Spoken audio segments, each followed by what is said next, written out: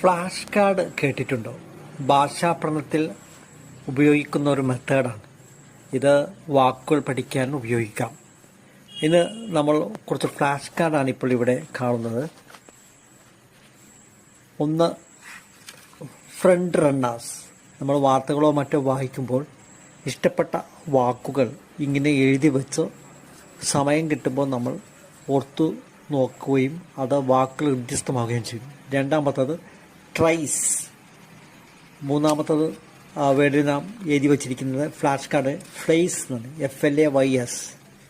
മൂന്നാമത്തേത് നോക്കൂ, plaint baseless. അതേപോലെ തന്നെ ഹാമ്പറിങ് കണ്ടോ, ഹാമ്പറിങ്. അടുത്ത വേർഡ് എന്നുള്ളത് ഡൗൺവാർഡ് ട്രെൻഡ്. മറ്റൊന്നത് യാർഡ് സ്റ്റിക്ക്. ഇങ്ങനെ